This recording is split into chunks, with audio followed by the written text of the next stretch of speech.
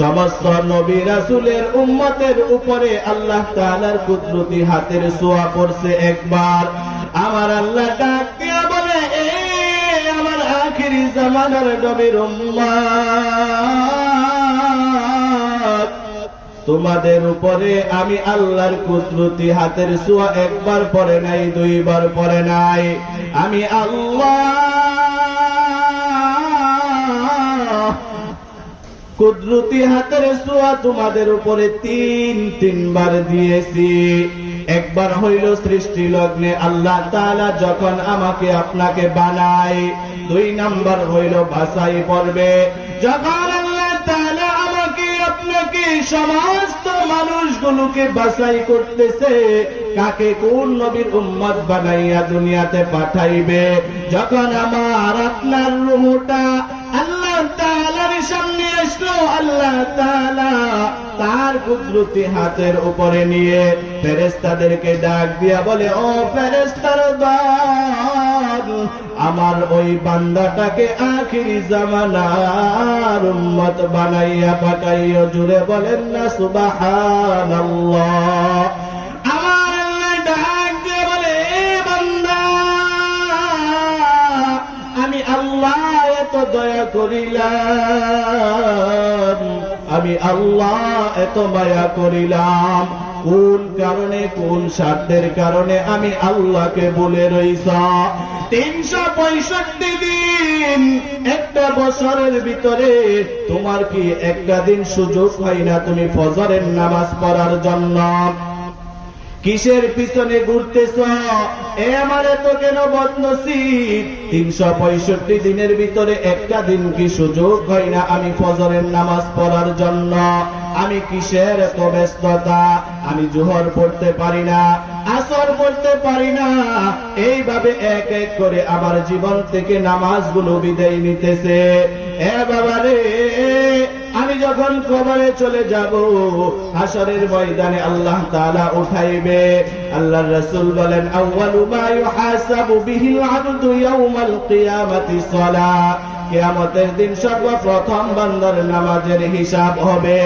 আমি যদি নামাজের হিসাব না দিতে পারি, আমি অন্য হিসাবগুলো দেওয়া আমার জন্য কষ্ট হয়ে যাবে।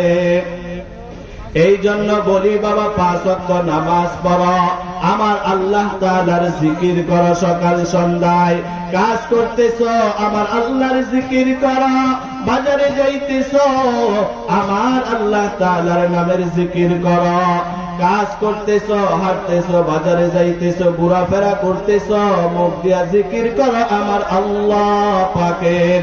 আল্লাহ তাআলা বলে, যেই ব্যক্তি দৈনিক দিন জিকির করবে, আমি আল্লাহ তাআলা তার উপরে আমি আল্লাহর রহমত বর্ষিত করতে থাকবে। জোরে বলেন না সুবহানাল্লাহ। এ বাবাজি, আজকে এই নামাজের জন্য, এই জিকিরের জন্য আমার নবী কত কষ্ট করেছে। আজকে তো আমরা ডাউল আর বাতের মতন নামাজটাকে সামনে হাজির পাইছি, কিন্তু জানেন এই নামাজ আনবার জন্য আমার নবী কত কষ্ট করেছে।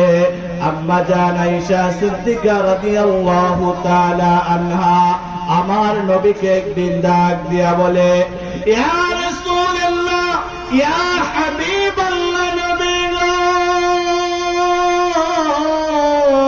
আপনি জীবনে অনেক কষ্ট করেছেন, জীবনে অনেক মার খেয়েছেন। ও নবী আমার, জীবনে অনেক অন্যায় করেছে আপনার সাথে কাফের বেঈমান গুলো। ইয়া রাসূলুল্লাহ, ইয়া হাবিবাল্লাহ, আজকে আমার সাথে বলেন কোন দিনের কষ্ট আপনি বেশি পেয়েছেন, কোন দিনের মায়ের আঘাত আপনি বেশি কষ্ট পেয়েছেন। এই কথা শোনার পর আমার নবীর চক্ষু দিয়ে টপ টপ করে পানি পড়তেছে গাল বেয়ে বেয়ে। আমার নবী ডাক দিয়া বলে, আয়েশা, আজকে তুমি আমাকে অতীতের কথাগুলো মনে করাইয়া দিছ। আমি নবী জীবনে বহু মার খেয়েছি, বহু কষ্ট সহ্য করেছি, কিন্তু আয়েশা রে, আমার যদি তায়েফের ময়দানের কথা মনে হয়ে যায়, আমি নবী সহ্য করতে পারি না। আম্মা জান ডাক দিয়া বলে, ইয়া রাসূলুল্লাহ, ইয়া হাবিবাল্লাহ, নবী গো, আপনি কেমন মাইর খেয়েছেন, আপনি আমার কাছে একটু বলবেন। আমার নবী কান্না করতেছি আর বলতেছি, আয়েশা রে, আমি যখন তায়েফের ময়দানে আমি কাফের বেঈমানের গুলো কালিমার দাওয়াত দেওয়ার জন্য যাই, আমি যখন এক আল্লাহর দাওয়াত দেওয়ার জন্য যাই, ওই তায়েফের নাস্তিক গুলো কাফের গুলো আমি নবীকে পাগল বলিয়া গালি দেয়, তাদের বাচ্চাদেরকে শিখাইয়া দেয়, এ বাচ্চারা দেখো মক্কার পাগলটা আমাদের কাছে চলে আসছে, তাকে থুতু নিক্ষেপ করো, তাকে পাথর মারো, তাকে আঘাত করো। ওই তায়েফের ছোট্ট ছোট্ট বাচ্চাগুলির আয়েশা, আমি নবীর শরীরের ভিতরে এমন ভাবে পাথরের আঘাত করে, একটা নাই দুইটা নাই শত শত পাথর আমি নবীর শরীরে যাইয়া বসে যায়। এ আয়েশা, শুধু তাই নাই, এই পাথরের আঘাতে আমি একবার নয়, দুইবার নয়, তিনবার আমি বেহুশ হয়ে জমিনে পড়ে যাই। আম্মা আয়েশা ডাক দিয়া বলে, নবী গো, এই দিন আপনার এত পরিমাণের কষ্ট হয়েছে, এই কালা কালা দাগগুলো কি আপনার ওই পাথরের দাগগুলো? আমার নবী ডাক দিয়া বলে, আয়েশা, ওই দাগগুলো হইল পাথরের দাগ। আম্মা জান আয়েশা সিদ্দিকা রাদিয়াল্লাহু তাআলা আনহা ডাক দিয়া বলে, ইয়া রাসূলুল্লাহ, ইয়া হাবিবাল্লাহ, আপনি যদি আল্লাহ তাআলার কাছে দোয়া করেন, আল্লাহ তাআলা এই দাগগুলো মুছে দিবে। আমার নবী কান্না করে বলে, আয়েশা রে,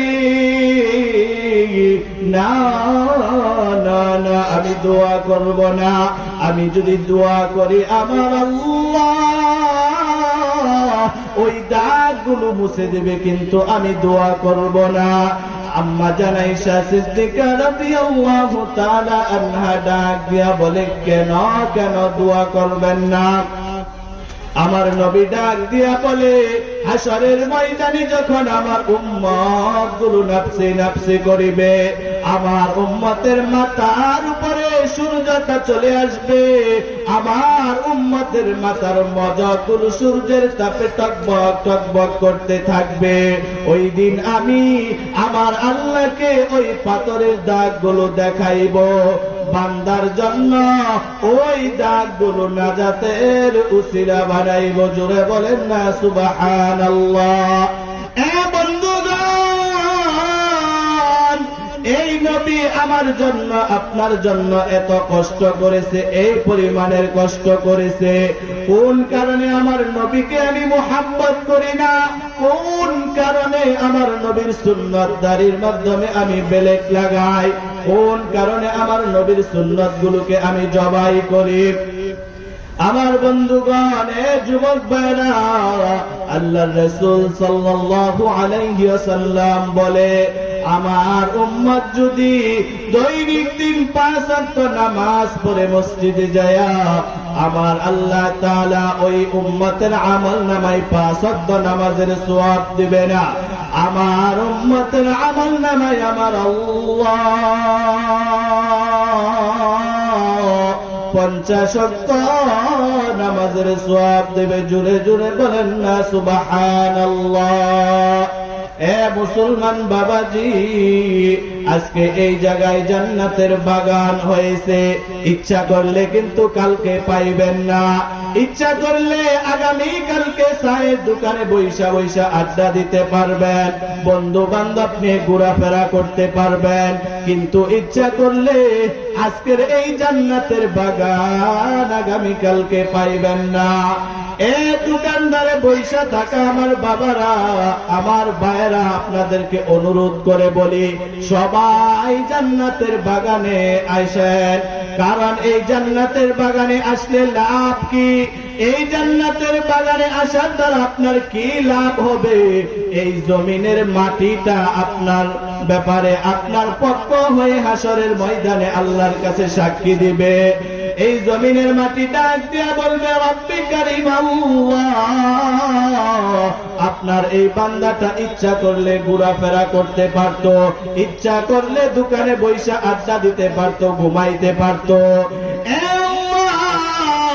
কিন্তু না না, আপনার ওই বান্দা অযথা সময় নষ্ট করে না, আমি জমিনের উপরে বসে বসে কোরআন হাদিসের কথাগুলো শুনলো, কোরআন হাদিসের কথাগুলো আমলের নিয়তে শুনলো, এই জমিন আপনার ব্যাপারে সাক্ষী দিবে। এই জন্য বলি, কেউ সময় নষ্ট করবেন না, সবাই জান্নাতের বাগানে চলে আসবেন। এ বাবাজি, দুনিয়াতে কেউ থাকতে পারবে না, সবাই চলে যাইতে হবে। জানি না আমার আল্লাহ জানি কাকে কোন সময় 3টা সাদা কাপড়ের প্যাকেট বানাইয়া ফেলে। আপনি কি জানেন, আপনি যখন মারা যাইবেন 2টা দল, 2টা ভাগ হবে। দুনিয়ায় আপনার পরিবার পরিজন আত্মীয় স্বজন হবে একটা ভাগ, আসমানের ফেরেশতারা হবে আরেকটা ভাগ।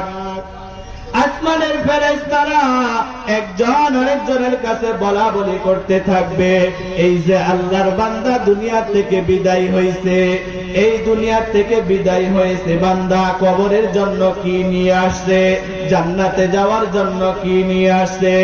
কিন্তু আপনার দুনিয়ায় আপনার মা, আপনার বাবা, আপনার সন্তান, আপনার স্ত্রী বলা বলি করবে, এই যে লোকটা মারা গেছে আমার জন্য কি রেখে গেছে।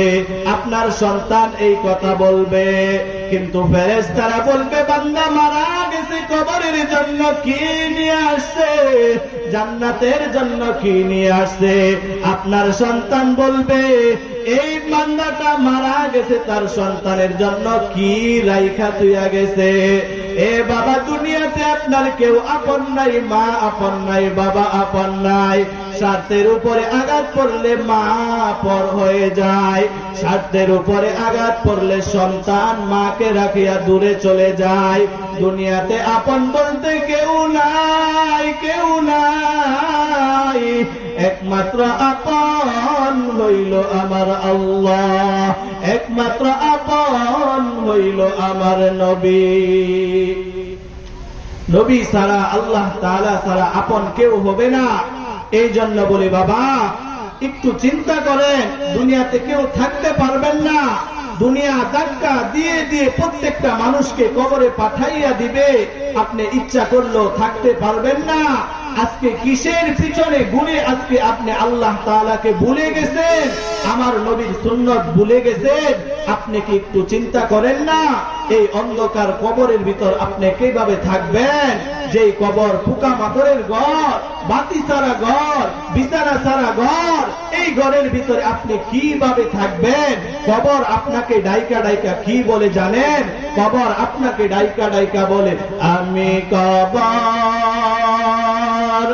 অন্ধকার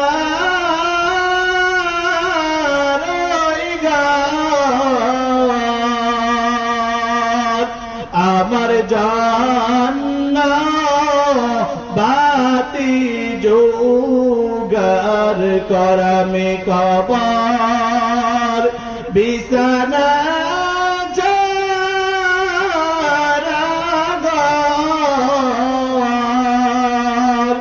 আমার জান্নাত বিছানা জোগাড় করামে কবর পিছুর ঘর আমার জান্নাত লাতি জোগাড় করবাই বেড়াদার সবাই মিলে আমায় পাইয়া দিবে মাটি কবর তলায় যাইয়া গো দিবে জনমের লাগি। এই অন্ধকার কবরে আপনার থাকতে হবে, যেই দিনের শুরু আছে কোনো শেষ নাই। এই জন্য বলি বাবা, আপনি 5 ওয়াক্ত নামাজ পড়েন, আল্লাহ তাআলার কুদরতি কদমে সিজদা দেন, 365 দিনে বছর। আপনার কি একটা দিন বাবা সুযোগ হয় না ফজরের নামাজ পড়ার জন্য? আপনার কি একটা দিন সুযোগ হয় না জোহরের নামাজটা পড়ার জন্য?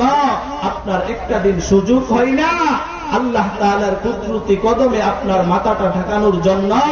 আপনি কিসের মুসলমান? আপনি কিসের মুসলমানের ঘর থেকে জন্ম নিছেন? কিভাবে দাবি করেন আপনি মুসলমান? কারণ আপনি যদি মুসলমানই হইতেন, আপনি দৈনিক দিন 5 ওয়াক্ত নামাজ পড়তেন। নামাজ নাই, রোজা নাই। আমি আবার বলি, আমার ঈমান ঠিক আছে। ঈমান কোথা থেকে আসে বাবা? একটু চিন্তা করেন, ঈমানটা কোথা থেকে আসে? আজকে আমার মনে যেমনে চাই আমি চলতেছি, আমি একটু চিন্তা করি না যে দুনিয়াটা ছাড়তে হবে, অন্ধকার কবরে শুইতে হবে, আল্লাহ তাআলার বিচারের কাঠগড়ায় দাঁড়াইতে হবে। আমি একটু চিন্তা করি না, একটু চিন্তা করি না যে আমি যদি আজকে মারা যাই, আমার সন্তান কাঁদবে, আমার মা কাঁদবে, আমাকে জানাজার দিয়ে যখন বাড়িতে আসবে, পাশের বাড়ির থেকে ভাত দিবে, আমার সন্তান বড় মজা কইরা খাবে, আমার মা, আমার স্ত্রী, আমার ভাই বোন বড় মজা কইরা খাবে। এই বেটা, তুই না তোর বাবার জন্য কান্না করছস, তুই না তোর বাবার জন্য হা করে জমিনে বেহুশ হয়ে পড়ে গেছস, এখন কিভাবে খানা খাস? এটার নাম হইল বাবা দুনিয়া। এটার নাম হইল দুনিয়া। দুনিয়া কারোর জন্য থামবে না। আপনি যদি মারা যান, দুনিয়া দুনিয়ার গতিতে চলতে থাকবে। আপনার বাড়ি, যেই বাড়ি আপনি সুদ নাই, ঘুষ নাই, আপনার বাড়ির প্রত্যেকটা বালুর কোনায় কোনায় সুদের টাকা আছে, এই বাড়িতে আপনার সন্তান, আপনার পরিবার পরিজন মজা মারবে, কিন্তু কবরে আপনি জবাব দিতে হবে। একটু চিন্তা করেন, 60 বছরের জিন্দেগি কিভাবে কাটাইছেন, কোন কাজে ব্যয় করছেন, হিসাব দিতে হবে। একটু ভাবেন। যেই কথাগুলো বললাম, আল্লাহ তাআলা সর্বপ্রথম আমাকে এবং আমরা সবাইকে আমল করার তৌফিক দিক। সকলে বলেন আমিন।